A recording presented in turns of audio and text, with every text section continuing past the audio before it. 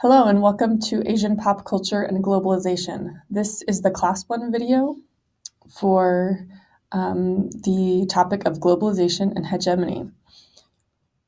If you haven't already done so, I do encourage you to start with the introduction video to this course. It goes through the syllabus, through Blackboard, through the expectations for discussion posts, and the sort of non-expectation to join Twitter, but the invitation to join Twitter.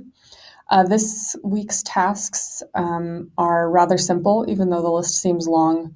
So you are not required to join Twitter, but number one is if you would like to join Twitter, you may create a Twitter account and follow at AsianPop2018.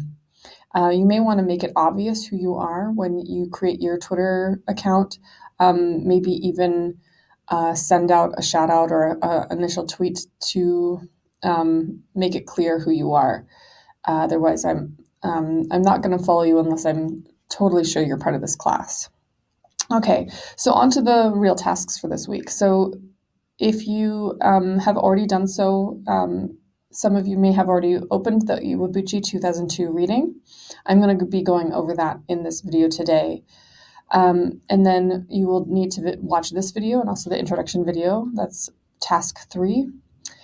Task 4 is very simple and short, is watching a quick YouTube video, Does Pop Culture Need to Be Popular?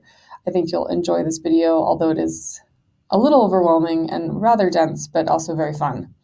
And then, as I mentioned, you do need to post your self-introduction video by Tuesday the 29th by midnight. And then you also need to cross-post, so you'll need to respond to your classmate's self-introduction in 150 words or more. So when you're doing those cross posts, just remember this is a great time to practice it. We are trying to extend the conversation, not just saying, hey, that was cool. So try to make those cross posts somewhat substantial. This week it might be hard to make it very deep because you're just kind of connecting with your classmates. But just to practice for future posts, do make sure those cross posts are a little bit deeper than a simple 1 or 2 word reaction. Make sure it gets up to that 150 word mark. Okay, so today's video is going to be a little bit long on the long side, so I'll just warn you from the get-go.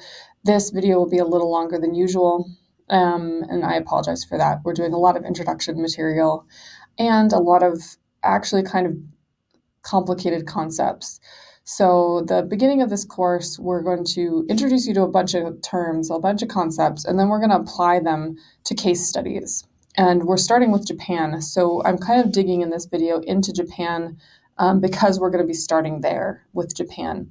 It also happens that our reading is centered on the topic of globalization in Japan. And it tends to be a really great place to start because there are a lot of concepts in this reading. Then we're just going to get into the idea of talking about pop culture. How do we talk about it? What are the key terms that we need to have in order to talk about popular culture?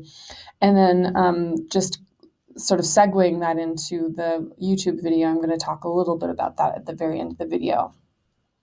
Okay, so first of all, introduction to East Asia. Maybe some of you already are familiar with this term, East Asia. Sometimes in the United States, when we say Asia, we implicitly are talking about East Asia, but there are multiple parts of Asia. This map is, I kind of agree with it and kind of don't. So one thing that I do like about this map is that you notice that we have East Asia comprising the yellow here. Japan is obviously East Asia. Korea, obviously East Asia. China, not so obvious. And you'll notice that only the east part of China is highlighted here. And I like that because these parts of China were not historically part of what we consider the core of Chinese culture. This is Xinjiang and Tibet, which tend to be closer to Central Asia and maybe even to India in terms of cultural similarities. So already we have some complications here because we can't necessarily say East Asia is marked along national boundaries. I would have put Inner Mongolia, this is where I am right now, I'm here, about here, in the capital of Inner Mongolia. I would have included that in this region here, and I would have called that Inner Asia, which is not the most popular way to organize it, but people who do research in this area tend to see Tibet, Xinjiang, Mongolia, and Inner Mongolia as very culturally unique from China for sure, and even a little bit unique from Central Asia. That's just sort of an aside. You don't need to remember that, but that would be my only qualm with this particular map. South Asia is India, Pakistan, Bhutan, Nepal. Southeast Asia, Indonesia, Malaysia, and the Philippines are part of this sort of island Southeast Asia. And then mainland Southeast Asia, Thailand, Laos, Cambodia, Vietnam, and Myanmar, Burma. So the countries that we're kind of thinking about as part of our class this semester are China, Korea, and Japan. And we're looking primarily at South Korea. We won't really be getting into the culture of North Korea. Their pop culture is imported, I think, now a lot from the South, and then their indigenous sort of pop culture is probably mostly propaganda music, and it's hard to know exactly what people there listen to. Mongolia is often considered part of East Asia. This is something that I disagree with. I think there are some similarities, but not that many. So you notice here, this is a map of East Asia, and they do include Mongolia here. What features do these countries have in common? Why are we considering these as a grouping rather than, why not have India in this grouping? So some things that unite this region is Confucianism. So this tradition of honoring one's parents, the importance of education, the importance of social hierarchy. So deferring to one's elder or deferring to one's senior, deferring to someone who has more expertise is a very, very, very deep part of culture in East Asia. This is something that originated in China, was transported to Korea and to Japan. I'm kind of going to say this with hesitation, but rice cultures are something that kind of unites East Asia, although this is common in Southeast Asia as well. And in fact, North China is more of a wheat culture. So we already have a complexity here. We can't necessarily say, oh, East Asians, they all eat rice, they all use chopsticks. This is kind of true, but also it's much more complicated than that. These cultures were linked through the Silk Road, and specifically this East Asian Silk Road that transported a particular style of Buddhism that was developed in China, a specific kind of brand of Mahayana Buddhism that was transferred from China into Korea and then into Japan. There's many other things that we could say, but we'll just stick with that. The use of Chinese characters, which of course, in Korea, they transferred to using their own alphabet, but Chinese characters and the language culture was something that did connect these regions. Even though the languages are different, they had a standard way of writing. There are many, many features that mark these regions as distinct. And in fact, people who travel to Japan, Korea, and China are often just floored by how different they are. As soon as you land, you feel a huge difference. And so we're going to be looking at similarities, but we're also really going to be looking at these differences. And we're going to be using pop culture as our lens for understanding a little bit more about these regions. In this course, we're actually not going to deal a lot with China. We're going to be mostly focusing on Hong Kong and martial arts film. And then in the context of talking about Hong Kong, we'll also be talking about China. Okay, so part of this course is also thinking about how Asia has globalized. And in that context, it's how Asia has been perceived and imagined in the West. Some of these images are accurate, and some of these images are very romanticized or maybe a little bit distorted. And so I want us to think from the very get-go of what are our assumptions about Asia. Maybe some of you in this class are Asian.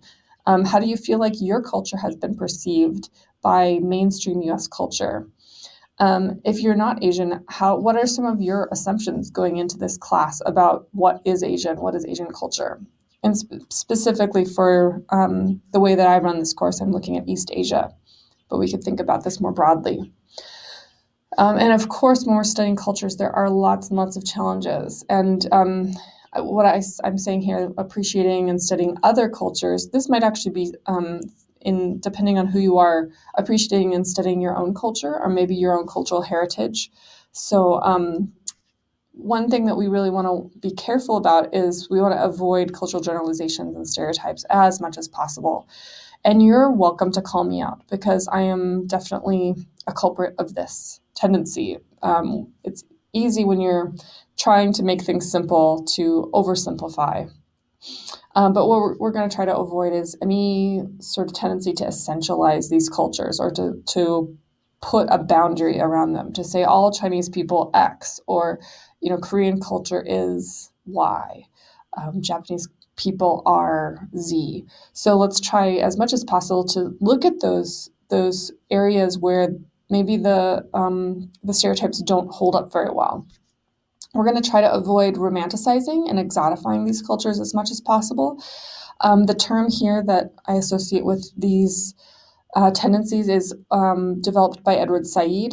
The book that he wrote in the 1970s called Orientalism really changed the way people thought about the West and its exoticization of the East, including the Middle East.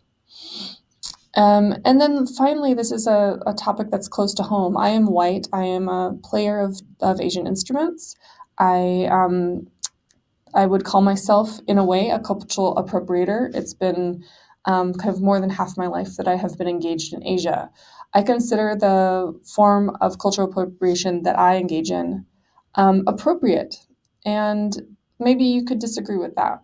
I have cultural brokers that I work with, and they have kind of authorized me to teach and to practice these arts. But I also feel uncomfortable about this a lot of the time. I feel like there is a lot of finger pointing right now in the media to white people who take things from other people, who take and appropriate in insensitive or degrading ways. So this is something that I'm intensely and acutely aware of in myself. And I want to use this as a point of conversation this semester. When white person who dresses up as a Japanese schoolgirl for cosplay, is this appropriate? Is it degrading? Is it or is it just for fun? And I think there's a lot of gray area here. It's not necessarily black or white, but I'm very curious to hear what you guys have to say. And this could be for cultures outside of Asia. There's a ton of this with a lot of cultures. Okay, so I want you to think about what forms of pop culture in East Asia you already know about. What are things that you're familiar with? And I want you to think about, where does that pop culture come from? So which parts of Asia? Maybe we're thinking about the film Ip Man, which a lot of people have seen. Maybe thinking about anime or manga or video games. Maybe the dominance of Asians in esports. Maybe food culture. So where are most of these pop culture forms from? And when you're thinking about where they come from, I want you to think about where maybe, and maybe at different points in time, have the centers been in terms of East Asian pop culture, which places were dominating the region, and which places maybe are more peripheral or were kind of importers of culture from other parts of Asia. Seems like there's a little bit of imbalance here, if you are noticing some of the things that come to mind. Why have some of these countries, and I think I'll just single out Japan here, why have they developed and exported pop culture faster than others? Why is China basically off the map when we're talking about mainland China when it comes to exporting its pop culture? Hong Kong, Taiwan, sure, there's lots of pop culture that has taken off abroad, but mainland China is much slower. So we're going to come back to this a little bit later, but just thinking about where the cool kids table is in Asia and when does that shift? What we're seeing in the last maybe 10 years is that the cool kids table shifted from Japan to Korea, to South Korea. And some of you might be following this, just how much attention there is on Hallyu, the Korean wave, and the significance of Korean beauty products, Korean dramas, Korean plastic surgery. All of these things are huge. Okay, and then this question sort of following from that is, how might pop culture help nations gain cultural power and prestige and pride? And this relates to this idea of soft power, which we'll be getting to later. Okay, so getting specifically into the reading itself, I'm actually going to exit my browser here so I can go to the reading itself. I want to show you guys a little bit about reading strategies and how I engage with these readings. So I'll just flip through this very quickly so you can see that I am engaging at a pretty detailed level with the text, but there are definitely sections of the text that I'm not engaging with. Maybe some of these parts that they're, there's a lot of quotes and things that he's kind of covering his tracks, making sure we know he's done his homework, but where Koichi Iwabuchi is really trying to hone in on his ideas, this is where I'm focusing on. So the idea of cultural odor and fragrance is a very, very important idea introduced by Iwabuchi in this chapter. And in fact, I would say of all the authors that we'll read this semester, Iwabuchi has made, I think, probably the most impact in the study of pop culture in Asia. Almost everyone in this field of study, which is growing and very large now, is sort of de facto needs to cite Iwabuchi because of the ideas that he came up with in this chapter.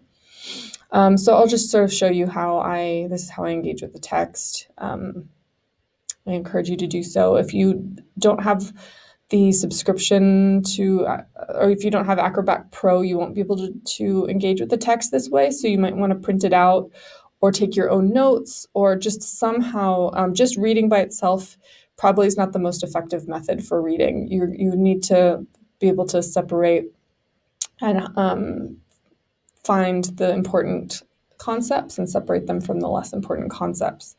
One thing I'll also suggest you do is oftentimes the first paragraph is not important. You'll notice that in a lot of our readings. Try to go to the end of the introduction section. Sometimes that's on the beginning of the first page. In this case, it's right here on the beginning of the second page. We're looking for an argument statement, and we have it right here. I actually didn't underline it, but he writes, in this chapter, I will. This is the kind of statement where we're looking for. Your eyes need to go to that statement. I'll present a theoretical consideration of the recent rise in Japanese cultural exports, and we'll explore how that rise might be situated within the study of cultural globalization. And he specifically is talking about the decentered nature of transnational cultural power. Yikes, that's a lot of dense thoughts. So I'm going to unpack some of these things for you in the next slides. But at the very least, you know what he's talking about, even if you don't understand it, right? We know, okay, globalization. He's decentering, transnational power. This is a lot of stuff here. Maybe you'll need to go through the article more intensely and then come back to it, and then maybe you'll get it at that point. Okay, so I'm going to go through these key terms here, get back to present mode, and hopefully we'll be able to come back to that thesis statement and see if we can understand it a little bit better.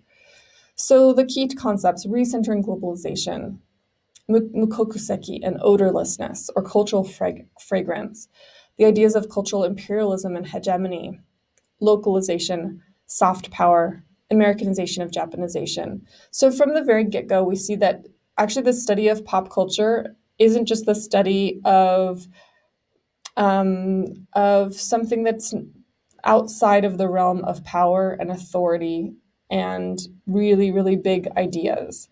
In the past, I think pop culture might not have been taken that seriously. It might have been seen as something that's frivolous, something that's just for fun. It's just something that people do in their spare time. But pop culture scholars now are looking at, oh, wow, like there are big questions of power going on here. So let's get into this.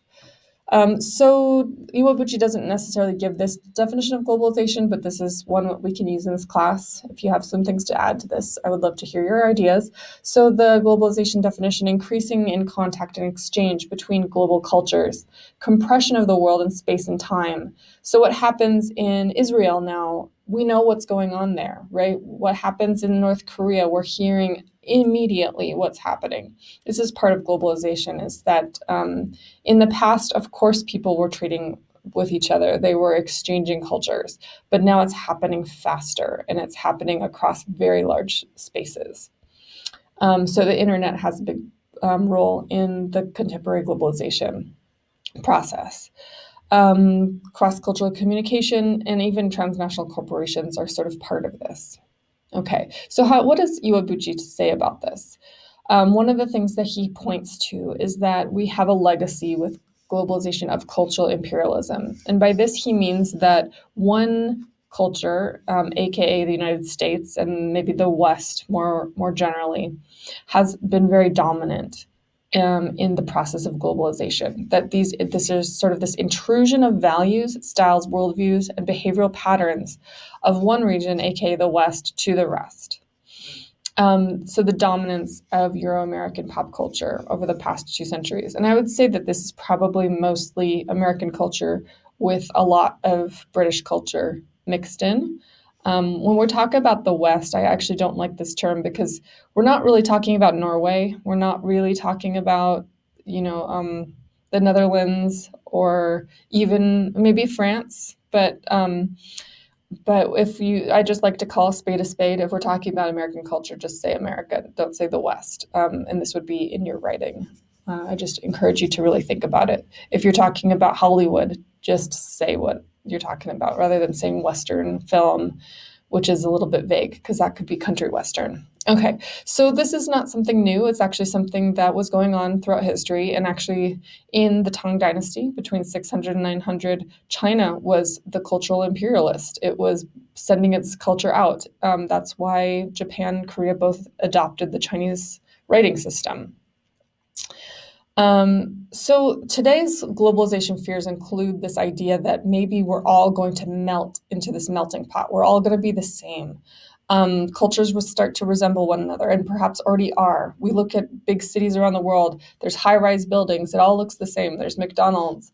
Everyone's wearing jeans. And so there was a very, very strong fear that globalization would actually erase local cultural distinctions, that we would all start to be the same, which would be very sad. We don't want other cultures to just eliminate their local traditions and become like us. Iwabuchi complicates this, though. So what he says is he's kind of using Japan as a case and looking at the way that we can reorient our views of globalization by looking at Japan. Today, maybe we could look at Korea in the same way. So he starts with Japan in the 1970s and 80s. I'm sorry, this should be the 1970s, not the 79s. After World War II, so 1945, of course, the bomb drops, right? Japan's not allowed to develop its own military. They've been stripped of that ability.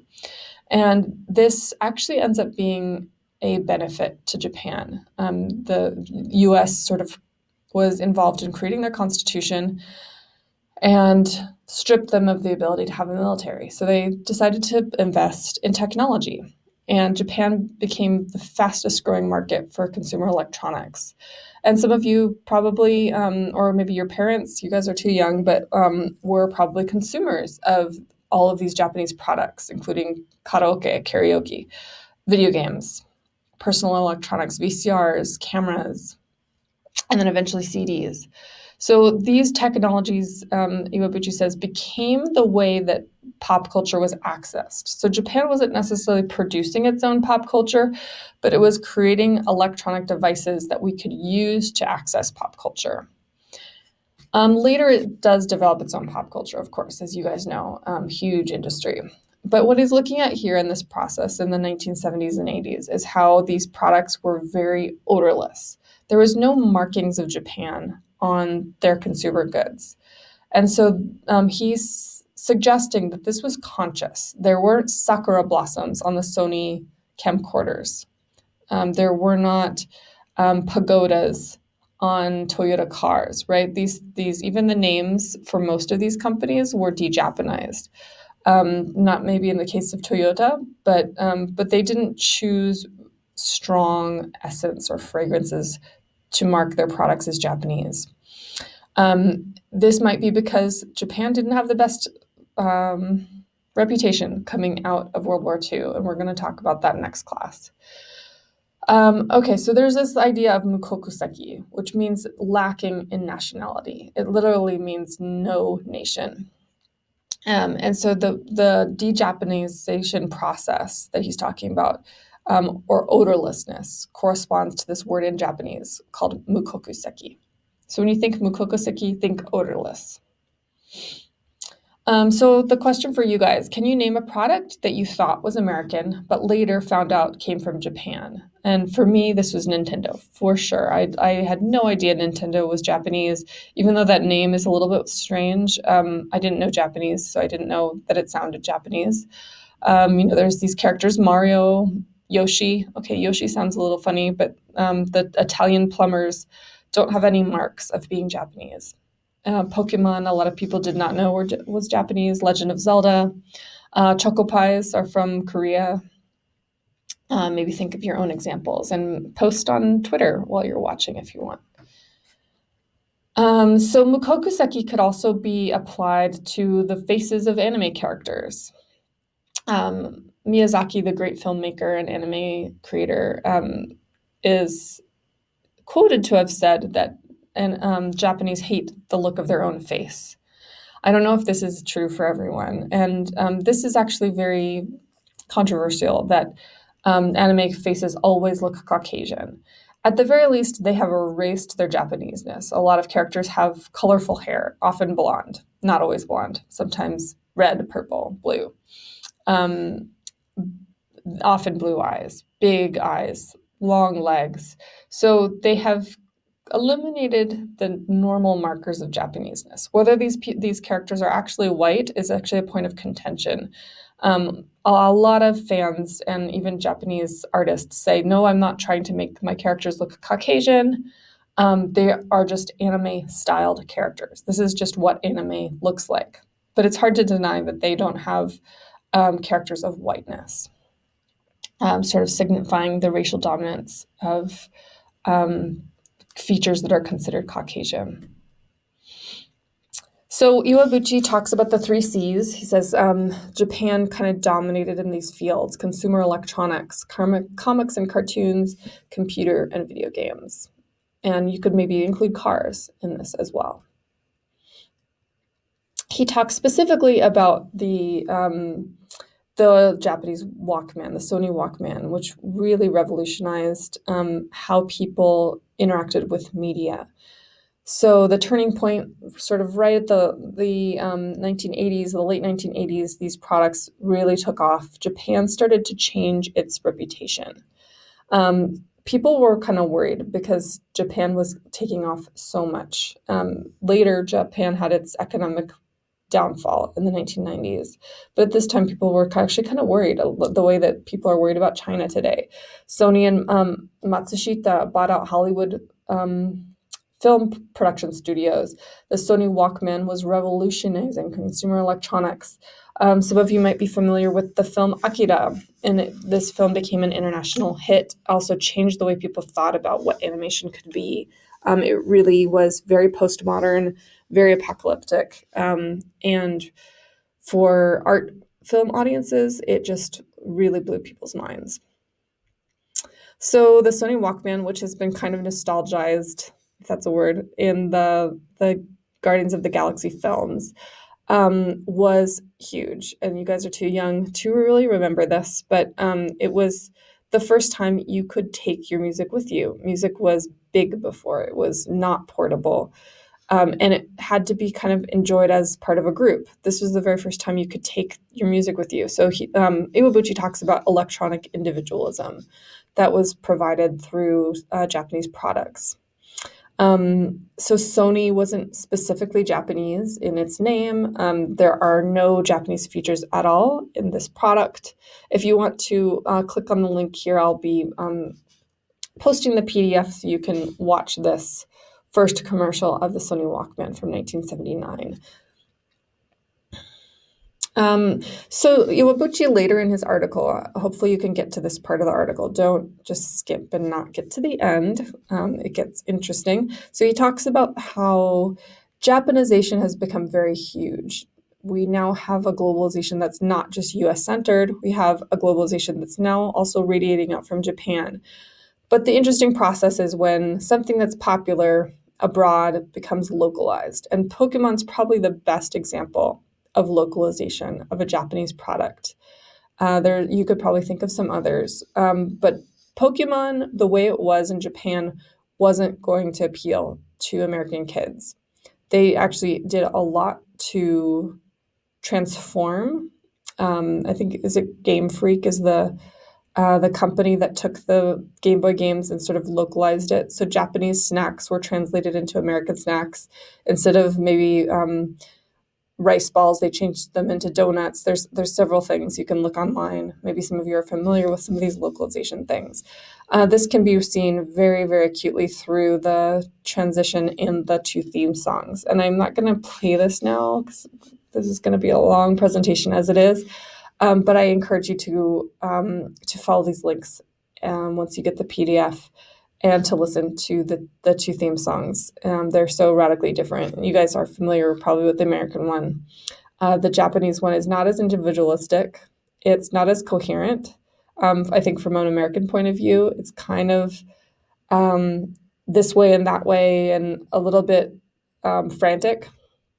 It's also more emphasizes like the love relationship between Ash and his Pokemon, rather than him being on a quest. So I want you to just really think about those two if you have a chance to watch them. So Japan now has these products and is exporting them around the world, and this process sort of draws attention to the way that Japan was able to utilize its pop culture for soft power. So it didn't have a military. It was able to influence the world through its culture. Joseph Nye has several articles and books talking about this concept of soft power, the ability to get what you want through attraction rather than coercion or payments. So how values, culture, policies, and institutions are able to attract or repel other actors to want what you want. This is clear through Hollywood films. As Hollywood films went around the globe, people in Polynesia started to worry about their weight because they wanted to look like Hollywood actresses. They wanted to buy purses and other kinds of products that were seen as cool in Hollywood films. There's just a lot of ways that pop culture can influence other places, and we've known about sort of Hollywood soft power for a long time. Japan clearly has a lot of soft power. Korea clearly has lots of soft power today. So Iwabuchi is using this chapter to look at how the world has been reordered, and that Japan was really leading the way in that reordering. So it's not just the West and the rest. Pop culture radiating out of one dominant center. There's now multiple centers. So he's looking at this as a recentering or decentering. That it's not even just Japan. We can look at like the impact of Latin America in pop culture. We could look at the impact of Africa. We could look at the impact of all these different places in radiating their pop culture to the rest of the world. It's just kind of still in balance. So he sort of gives a caveat. The West is still very, very hegemonic, but it's not quite as dominating as it used to be. So I want you to think about this concept because I think we still often think of the US as the most powerful pop culture in the world, but I think we could probably find lots of cases where other cultures are very, very strongly impacting our culture and giving the credit where credit's due. So the idea is that like globalization now we can re-examine it. It's actually not causing cultural gray out as much as we thought. There are other places that are radiating globalization and affecting us. So we're not just affecting other people are affecting us. Other cultures are transforming American culture. Another thing to consider, and this is not in Iwabuchi's article, but I want to just add this, is that globalization, as cultural studies people are looking at it, actually has engendered a flowering of cultural traditions and forms. So the world is not homogenized. If you look on the ground in different places around the world, you'll see a McDonald's, you'll see jeans, but you also see an amazing diversification of cultures coexisting within and maybe through the influence of powerful cultures. Even something as ubiquitous as McDonald's is really sort of interpreted differently in different cultures. So these McDonald's are localized. They're also given local meanings. So some of you may be familiar with Kentucky Fried Chicken in Japan is considered a Christmas tradition. So something that might seem to be a cultural grail, like everyone's eating the same foods, ends up taking on a variety of local meanings. We also see a lot of ability for subcultures to arise because of the internet. So this actually creates even more diversity. So we're becoming almost less and less like our neighbors and more like people we find and connect with on the internet. So these impinging global forces has also fostered a revitalization of local cultural forms. So I see this when I'm in Inner Mongolia with the sort of dominance of global media. People in local places around the world, some of them are tempted by those global cultures and become a global citizen. Other people are holding on very tightly to their local cultural forms and trying to revitalize and to bring them back to life because they don't want it to fade away. So what I'm actually looking at here when I'm in Inner Mongolia is how young people are performing their music with a lot of vibrancy and a lot of enthusiasm, and also almost reviving old things that would have otherwise been lost. Okay, so this process, we already talked about Pokemon and its localization, but we see that these cultures that seem really global, they actually produce different realities on the ground. Far from being a unified global culture, what we see is fragmentation of cultural forms. We see hybrid identities. We see a lot of hybrid products. Pokemon in the US might be considered a great example of hybridity. So there's a lot of Americanness that was sort of imported into Pokemon in its localization phase. There's also sort of this idea that we are more like a salad bowl than a melting pot. So we're kind of coexisting with a lot of things in the bowl, but we're not really melting into one another. That's at least the current thought on this globalization process. If you disagree, feel free to post about it. And just like I said, cultural minorities have organized powerful movements to resist the processes of globalization. Okay, so going on to the third part, this is the third and last part, we're almost through. Defining what is popular culture and how are we going to talk about it. So a generic definition of pop culture is called a culture that is widely favored and well-liked by most people. So there's nothing here about media. There's nothing here about mass culture. We're just talking about culture that a lot of people like. So before the media, before there was recording technology, we had pop culture. And this might have been people in a circle singing with a banjo, singing "Oh Susanna." So we could say that that's a form of popular culture. A folk song like "Oh Susanna" was very, very popular in the United States when it first came out, and everyone was singing it. So you could say this was a popular song. There's other forms of pop culture like local theater in China, also known as Beijing opera, could be considered a form of popular culture. It was something that everyone loved and loved to go and see these things. It was something people did on their spare time. It was also just part of society, part of the culture of the masses. So before the 20th century, pop culture could refer to music, art, and folklore. And this is kind of a derogatory term, but sort of the uneducated masses. So as opposed to elite and high culture. So get into the distinction between sort of highbrow culture and lowbrow culture. So it was formerly thought that popular culture was unsophisticated. It was sort of the unrefined things that people that didn't have higher level of education would flock to. It's something that was easy. Maybe it didn't take a lot of thought. as opposed to the refined classical traditions that required a lot of education and a lot of background knowledge in order to appreciate. This is a little bit too cut and dry, a little bit too black and white, but this is kind of the connotations that pop culture used to have. Today, these boundaries are very, very fluid and not rigid at all. And in fact, the distinction between highbrow and lowbrow almost doesn't make sense in the 21st century. There are still people who attend the opera with the aim of distinguishing themselves as educated. But there are also plenty of people who don't have college degrees who attend the opera today. There are plenty of people who have college degrees or PhDs that are huge Game of Thrones fans, like I am, or Star Wars fans, like myself and my husband. And so today's elites can be avid consumers of popular culture. Orchestra programs can exist in low-income schools.